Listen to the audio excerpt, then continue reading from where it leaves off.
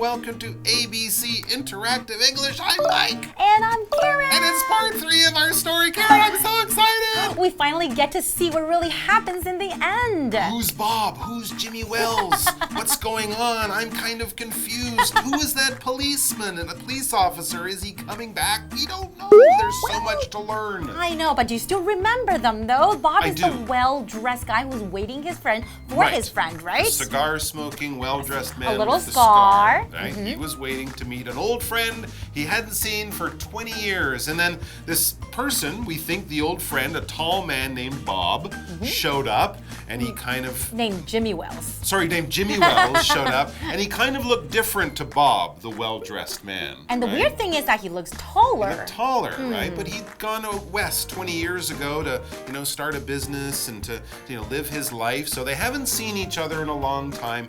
And Jimmy Wells, the old friend, said, "Oh, we have so much to talk about. Let's go to a place nearby where I guess they're gonna, have a chat, maybe have some food, and of course, chat and catch up." So what do you think? Do you think this is actually the same Jimmy Wells that Bob was waiting for? Well, although it sounds He's a little taller. bit weird, but I still think maybe he is Jimmy Wells. They are just friends, and then they're meeting each other. They're very happy. Yeah. They're gonna have a great time catching up. You're right. That's what I think. How about you? I think the story is kind of telling us that, but the other thing is, it's a story. And if it was a simple meeting of old friends, then there's no story. It wouldn't really be a story, right? Yes, you're so right. I'm waiting for a big surprise twist. We call that a twist in the story, like, oh no, it's actually his sister, or something like that. So it just, once you watch movies and read stories, you're like, yeah, it's not that simple. The writer,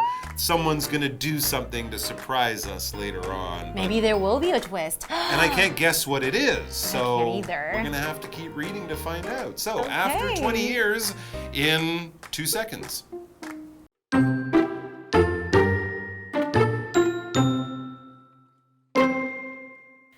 They got to the end of the street. There was a store with bright lights on. The two men turned to look at each other. Bob cried. "You're not Jimmy." Then the tall man said, "You're under arrest, Silky Bob. Please come quietly."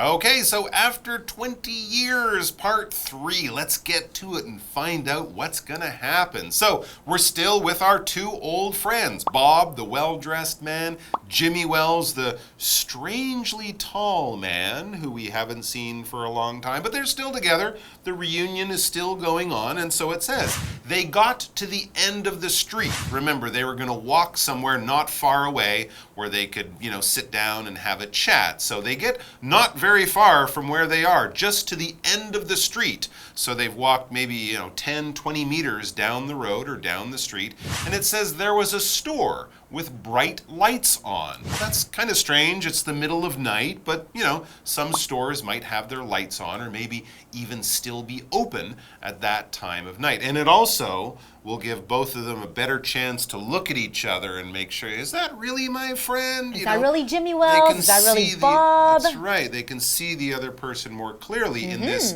bright light there at the end of the street. When we talk about the end of something, of course, we could be talking about like the end of the movie. The movie starts, all the action happens, and then the hero wins, and it's the end. But here, we're talking more about a physical point, a place in the map or a place on the earth. The end of the street is when you walk down where the street crosses another street. That would be the end of the street, okay? If you walk to the end of the field, there might be a fence there or a forest there. There's field behind you, but no more in front of you. You've come to the limit or the edge of that place, that field, that street, that place, that region, that area. And a bright light, wow, there's just a lot of light. Oh my gosh, it's a very bright light. You know that time when you turn on your light in the middle of the night and, oh, I can't see anything for a few seconds because the light is so bright. Or when you're out on a very sunny day, people wear sunglasses because the sun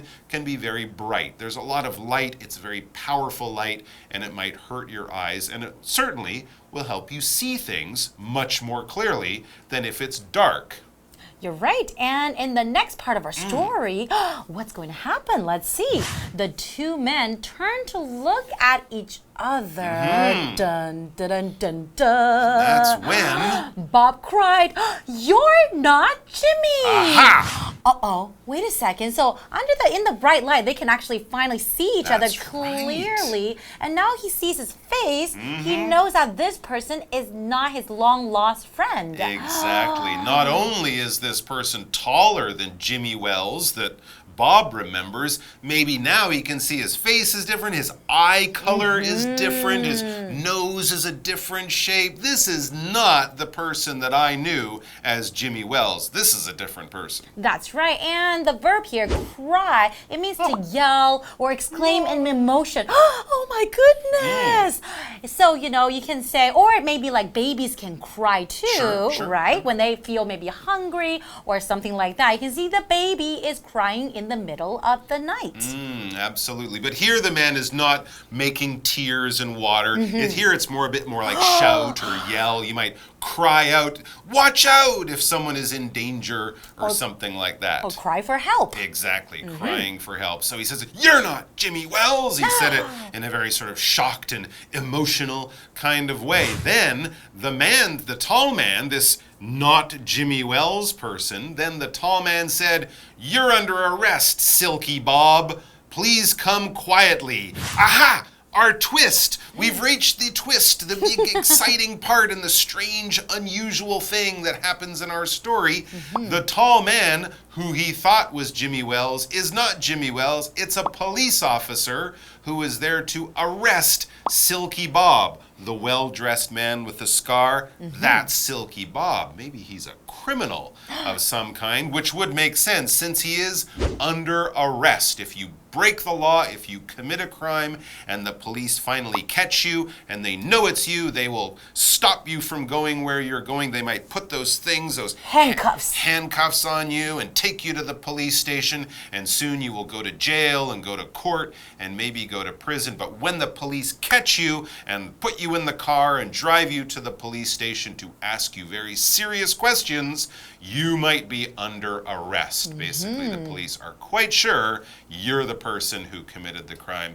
You're the person they're looking for. And if your name is Silky Bob, you're probably going to be under arrest at some point in your life, because that's kind of a criminal name to me. Generally, when something is silky, it's very smooth. Silk is that very smooth, soft material you might make a blouse for a lady or pajamas or something out of, right? But here it's his name, Silky Bob. Well, probably because as a criminal, no one ever catches him. He always gets away from the police. He's very slippery, kind of like silk, So that might be why his name is Silky Bob. He's well dressed. He has silk suits and silk shirts, and he's always smoothly getting away from the police when they're trying to arrest him. So that means Bob is probably a criminal, right? A well-known criminal with a special nickname. Yeah, like Scarface Al Capone or Silky Bob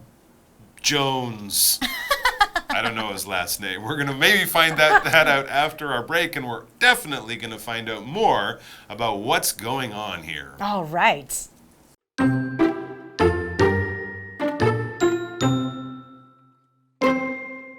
Also, here's a note from Officer Wells. Bob opened it. It said, "I was on time for our date. When you lit your cigar, I saw the face of a wanted man. I couldn't arrest you myself, so I asked another officer to do it. Jimmy."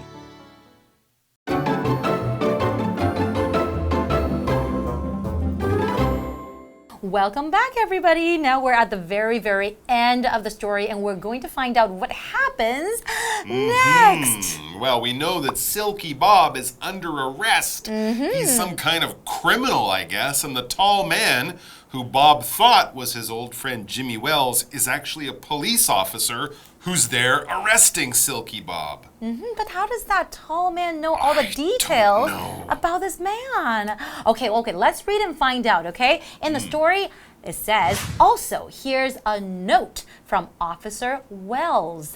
Bob opened it. Oh, so that's the police officer saying that to him. That's right. And Officer Wells has a note for Bob. So we know that Jimmy Wells is Officer Wells. I see. Interesting. So that's why this man looked taller to Bob, because it's not Jimmy Wells, but this man knows Jimmy Wells. That's why he's passing a note over to Bob as he arrests him. Wait, his hands are... I guess you could read a note when your hands are in handcuffs. Or your fingers are still free. Yeah, unless anyway, he's going to read the note, and this will hopefully explain a bit more about what's going on here, because a note is basically like a short letter. It's kind of a message with just the most important things that you might want to tell someone. You might write a note for someone and leave it by the telephone. You know, Grandma called, please call her back, or something like that. Or we could today probably think of a note as something you might send in a message, right? When you send a text message, that's a note. You're not writing a big long thing with hundreds of words. It's probably just the basic, most important information you want to tell someone so that they don't forget something or something like that. And when you open something, well, basically it was closed and now it is open. You can, of course, open a door to go inside a room, open a window to let the air in. But in this case, we're probably opening the paper so that you can read what's on the in the message. In the same way that with your phone, you might open your phone. It's closed, you can't see anything. You touch it, you put in your secret code or something like that. Press the app, you open the app, you open the message, you open the email, and this allows you to see what is in or go inside a certain place. And now we're going to find out what it says what's on in the note? Okay. So it says, it said, I was on time for our date. When you lit your cigar, I saw the face of a wanted man. I couldn't arrest you myself, so I asked another officer to do it. Jimmy. So we know what happened, right? Right. So Bob is a wanted man. Exactly. And Jimmy Wells, his old friend, was the police officer from day one. The one who walked over to see who that was. I guess it was so dark that Bob didn't see Officer Wells, didn't see Jimmy, but when Bob lit his cigar, the light made the officer see, that's my old friend Bob, who I know is Silky Bob, a wanted man. Wanted man, meaning that the police are looking for you if you've committed a crime, and the police maybe don't know that you did it, but they really think you probably did, and they definitely want to ask you questions and get more information. Then you are a wanted man, a wanted woman, a wanted person, or a wanted criminal. The police want to talk to you and bring you to the police station because they think you might have done something bad. And if they find out that you did something bad, then they will arrest you. You are right, and arrest is our next vocabulary word, and that is a verb. So when the police officer arrests somebody, that means they go and catch somebody, maybe put the handcuffs on that person and bring that person back to the police station, or maybe put them in jail. It wasn't me. So you can say the police officer arrested the criminal. That means he put handcuffs on the criminal to bring him back to the police station, right? There you go. And Silky Bob apparently has been arrested, but not by his old friend Jimmy Wells. I guess Jimmy Wells is like, I know you're a bad guy, but you are my old friend, but I'm a police officer, so I'll get another police officer to arrest you. As they say, you can never escape the long arm of the law. And that's why I think he says that I couldn't arrest you myself, because he feels really sad about arresting his friend. That's it. That's right. And you can never escape the long arm of the law, you can never escape the long arm of the interesting articles from ABC. You are absolutely right. Yes. All right, guys, thanks for joining us. That's the end of our story. Be good, stay well, don't commit crimes, avoid the police, and don't come up with a nickname like Silky Bob for yourselves. You're just asking for trouble. We'll see you very soon. Until then, bye-bye. Bye-bye, Be safe. everyone. Take care.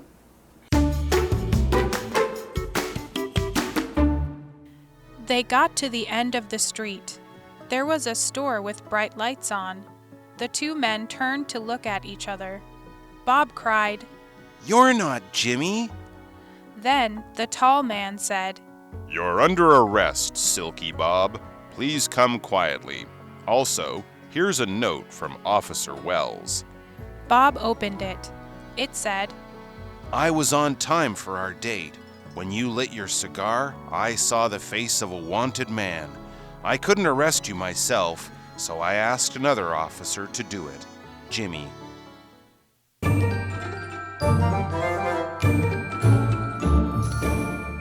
Hello， 大家好，我是 Stephanie。第一个单字呢是 end 名词，尽头、尾端。Can you swim to the other end of the pool？ 你能游到泳池的另外一端吗？那第二个单字呢是动词 cry， 喊或者是叫。We were lost and cried for help。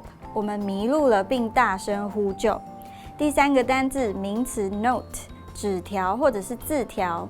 Please give this note to Jason。请把这张字条给 Jason。最后一个单字呢是动词 open， 打开。I'll open the door for you。我会帮你开门。好，今天的文法重点只有2个。第一个呢是 each other， 彼此互相。那 each other 呢是代名词。Edward and Bella love each other。Edward 和 Bella 彼此相爱。第二个呢是 on time， 准时。The buses in Japan are always on time。日本的公车总是很准时。那我自己的联想是，每次去搭火车的时候，检票员都会在车票上面打一个圆圆的洞。那个洞就好像是 on time 的 O， 认证我很准时到车站搭车。那希望这个记忆法呢，可以帮助同学。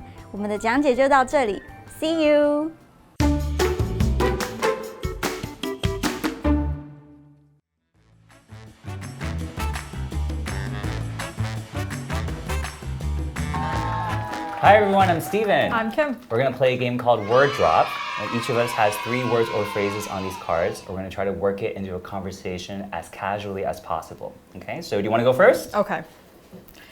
All right, so one time I lived in a house here, and it was nice, but it was on the first floor. Right. And when you live on the first floor in Taiwan, you're subject to some kind of dangerous things, including huntsman spiders. Ugh. They're really big. And sometimes the little ones jump. And the first time I saw one, I just cried. Oh man, I would cry too. I would probably die. Actually, this one time I saw a spider and it was blocking the way to me going out. And then because of that, I could not get to my next appointment on time. Oh, so it's you and the spider in the street or on the sidewalk. You're here, he's here. I can't. It's a face-off for the ages, and you guys are just in the street. The sun is shining and you're just staring at each other. Oh, that's the worst. And I usually try not to kill them because I don't want to kill an innocent insect or an innocent spider. So I usually just try to make sure I open the door to let it out. Oh, so you're the kind of person who doesn't want to like really kill the spider? It's not their fault. They're gross. Yeah. That's true. It's not really their fault, is it? Well, this has been a good conversation about spiders, but I think that this is the end. Is it? Well, I still want to talk about that time when I saw a spider, and when I saw it, I like let out a scream, and I think it was like a high A note. It was so it was really scary. I don't like spiders. No. Do you like the A note?